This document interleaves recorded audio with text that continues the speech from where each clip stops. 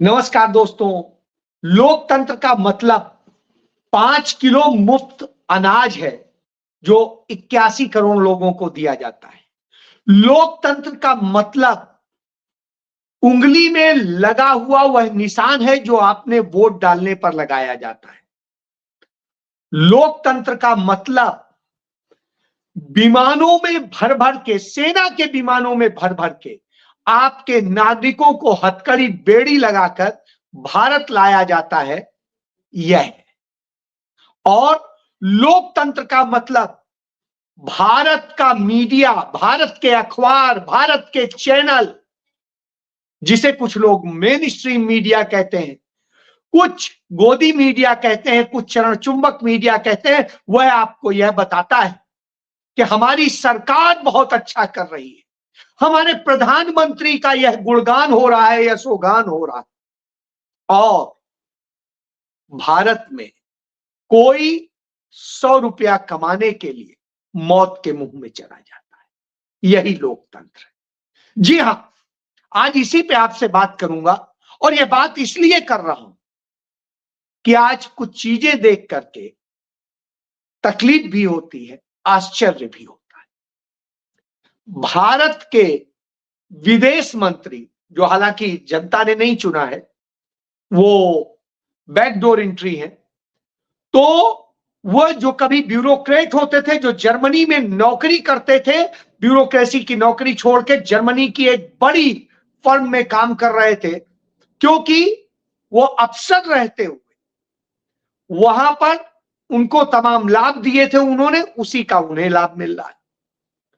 तो वो जर्मनी में डेमोक्रेसी पर, लोकतंत्र पर आयोजित एक कार्यक्रम में हिस्सा ले रहे थे और वहां पर जाकर के जे जयशंकर, जिसमें लोकतंत्र खतरे में विषय था, उस पर जब म्यूनिक में चर्चा करते हैं, उस म्यूनिक में जहां वह तानाशाह हुआ था, जिसे हिटलर कहते हैं, वहां पर जब वो चर्चा करते हैं तो वो कहते हैं कि लोकतंत्र बिल्कुल खतरे में नहीं, और वो अपनी वह उंगली दिखाते हैं, कहते हैं भारत में अभी वोट पड़े हैं, हाल ही में चुनाव हुए थे, और उन चुनाव का वो जिक्र करते हैं, कहते हैं भारत के 2/3 लोगों ने उसमें वोटिंग की।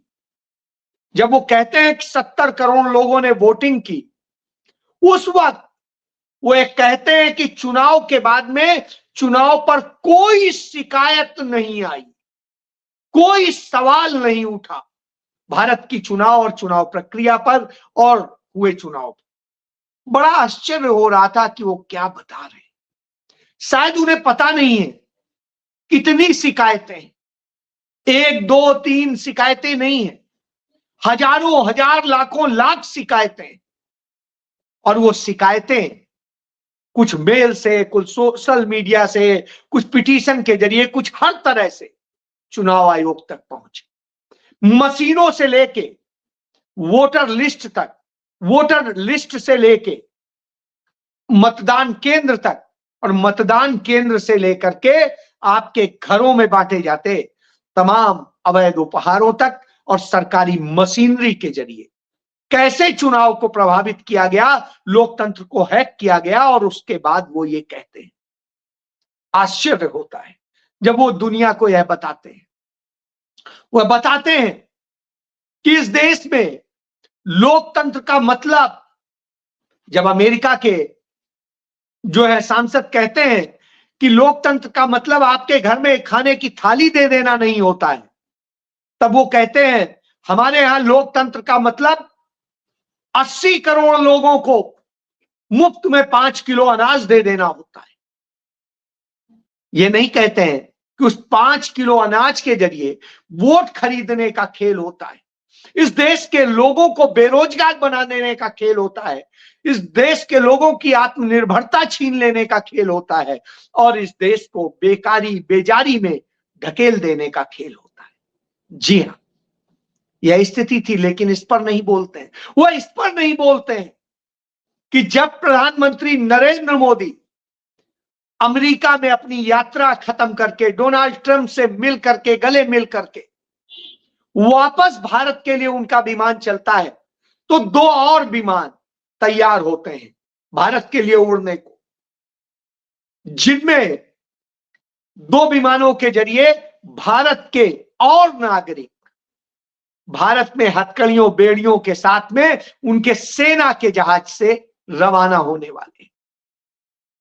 एक आज उतर गया, एक कल उतरेगा, और ये जो जहाज है इनमें जो आएंगे वो लोग हैं जिन्हें इस देश ने लोकतंत्र के नाम पे रोजगार नहीं दिया, इन्हें इस देश में सम्मान से जीने का हक नहीं दिया, इस देश में उन्हें यह अधिकार नहीं दिया कि वो अपने जीवन जीने के पूर्ण अधिकार को प्राप्त कर सके। मजबूरन वो अवैध तरीके इस्तेमाल करके अमेरिका तक पहुंचे कि जिससे शायद वहां पर उन्हें जीने का कुछ हक मिल जाए, कोई तरीका मिल जाए।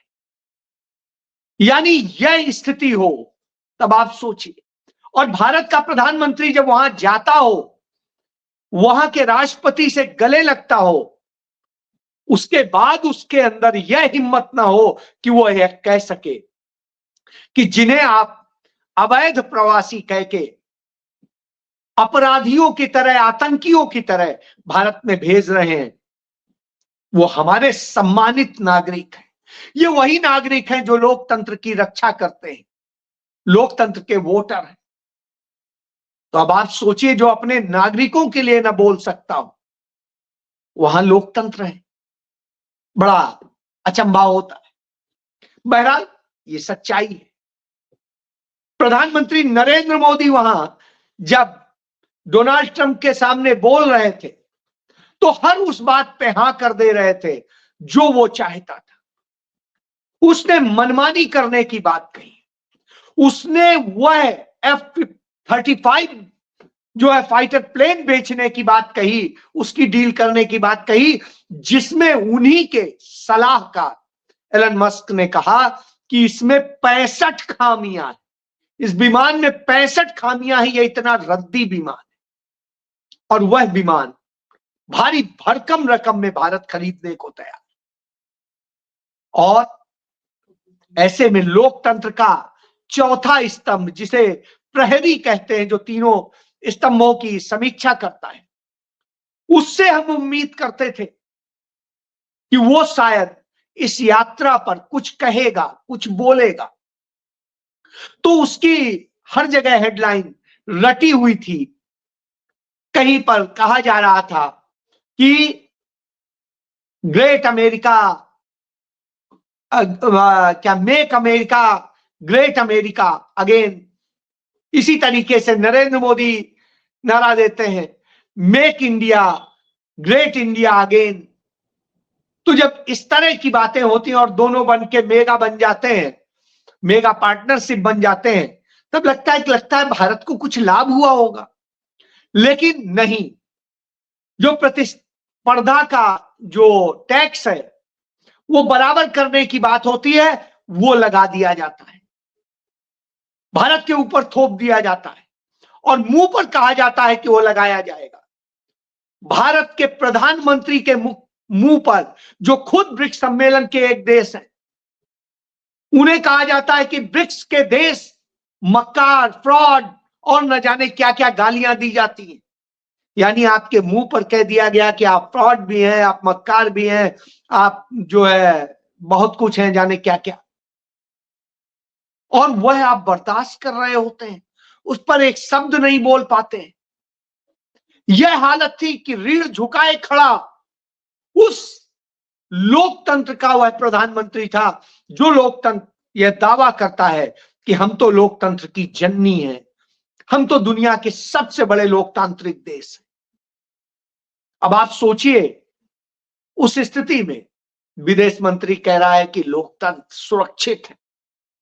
वो कहते हैं विदेश मंत्री कि पश्चिमी देश लोकतंत्र का ढोंग करते हैं, जबकि वो दूसरों के लिए तानाशाह हैं। तो साहब, हम देखते हैं हमारा प्रधानमंत्री देश के अंदर तानाशाह होता है और अमेरिका के आगे या ताकतवर देशों के आगे वो बिल्कुल झुक के खड़ा लोकतांत्रिक बन जाता है, उनकी हर बात सुनने को तैयार हो जाता है। सोचिए, मैं मानता हूं कि ट्रंप ज्यादा वफादार है अपने देश के लिए भारत की अपेक्षा। वो भारत के लिए अच्छे नहीं, लेकिन अपने देश के लिए अच्छे हैं। उसके हित में वो हर कुछ वो करने को तैयार है जो भी गलत सही हो या मानवता के खिलाफ। लेकिन हमारा प्रधानमंत्री न मानवता का है, न लोकतंत्र का है और न देश का है, वो सिर्फ अडानी के मुनाफे का है। तो जब यह स्थिति हो तो निश्चित रूप से चिंताजनक होता है। अभी हमने 5 फरवरी को देखा ही था कि किस तरह हमारे नागरिक, पूरी दुनिया में सिर्फ हमारे नागरिक, छोटे छोटे देशों के नागरिक सम्मान से गए, हमारे नागरिक अमेरिका से बेड़ियों में, हथकड़ियों में आए। और अब फिर वही हो रहा है। प्रधानमंत्री की यात्रा के बाद भी हालात यह है। हमारा प्रधानमंत्री के लिए डोनाल्ड ट्रंप कहता है ये बहुत अच्छे नेगोशिएटर है। तो सोचिए, जो इतना अच्छा नेगोशिएटर हो वो अपने देश के नागरिकों के लिए नेगोशिएशन नहीं कर पा रहा है, वो भारत देश के लिए नेगोशिएशन नहीं कर पा रहा है, वो नेगोशिएशन कर रहा है अमेरिका के लिए, क्योंकि अमेरिका में उसके मालिक अडानी का हित फंसा हुआ है। अब आप सोचिए, जो भारत को सस्ते में ईरान से तेल मिलता था या सस्ते में रसिया से मिल रहा था या सस्ते में और दूसरे देशों से मिल रहा था, तो अमेरिका ने कहा कि अब भारत सबसे ज्यादा तेल आयात करेगा। किससे? अमेरिका से। यानी पैसा वो ट्रंप को देगा, महंगा तेल खरीदेगा। अब यह नहीं चलेगा। वो ट्रंप ने कह दिया ये हमारा कबाड़ जहाज आपको खरीदना है तो साहब वो खरीदेगा। उन्होंने कह दिया हमारा टैरिफ आपको सहन करना पड़ेगा तो साहब वो करेगा। और इसी तरीके से जब ये सब करेंगे तब हमारे अखबार लिखते हैं कि 2030 तक $500 बिलियन का हमारा कारोबार हो जाएगा। बिल्कुल हो जाएगा, क्योंकि जब हम सब कबाड़ और सारी चीजें इस तरह से खरीदेंगे तो हो ही जाएगा। हम कर्ज उठा के भी ये खरीदेंगे, क्योंकि साहब को निर्देश दे दिया है ट्रंप साहब ने। और ट्रंप साहब के सामने हमारे प्रधानमंत्री की घिघी बन जाती है। सवालों के जवाब नहीं सूझते हैं, और जब सवालों के जवाब देते हैं तो वो गली में लड़ती हुई औरतों की तरह से यो यो करके पत्रकार को जवाब दे रहे होते हैं। कई जगह सवाल के जवाब देने की हिम्मत नहीं होती है तो ट्रंप कहते हैं सवाल तो मोदी का है लेकिन जवाब हम दिए देते हैं। सोचिए, यह दशा है। और इस देश का मीडिया क्या बता रहा है? मीडिया बता रहा है कि उस आतंकी का आत्मसमर्पण करवा ले रहे हैं, उसका प्रत्यार्पण करा ले रहे हैं। सब प्रत्यार्पण मोदी नहीं करा ले रहे। वो वहां की सुप्रीम कोर्ट में केस चल रहा था, अरसे से चल रहा था। उस केस को जीतने के कारण हुआ है, और वो अभी नहीं हुआ है, 6 महीने करीब हो गए हैं और उसकी प्रक्रिया चल रही है। यदि आप इन्हीं अखबारों को उठा के देख लेंगे तो आपको पता चल जाएगा। अब उन्हें वहां की सुप्रीम कोर्ट चूंकि ऑर्डर कर चुकी है, तो ट्रंप होते या कोई भी होता वो प्रत्यार्पित होता ही। यानी पूरी बात ये है। अब आप सोच लीजिए, तो इस तरह की स्थिति हो और आप कहें कि साहब ये होगा, तो भारत का मीडिया आपको बताएगा नहीं। भारत का मीडिया नहीं बताएगा कि किस तरह से नरेंद्र मोदी ने इस देश की हालत कर दी है कि हर रोज हर घंटे 2 युवा आत्महत्या कर रहे हैं, क्योंकि उन्हें रोजगार नहीं मिल रहा है, उन्हें शिक्षा नहीं मिल पा रही है, उन्हें और तमाम तकलीफें। एआई पर जब बात करते हैं कि उससे होंगी, तो एआई को लेकर राहुल गांधी ने दिखा दिया कि कैसे ड्रोन के जरिए क्या क्या चीजें की जाती, और हमने उस पर फोकस करने की बजाय, टेक्निक पर फोकस करने की बजाय, युवाओं पे काम करने की बजाय हमने सिर्फ अडानी अंबानी पे काम किया। उसका नतीजा यह है कि हम आज पिटे हुए दिखाई देते हैं।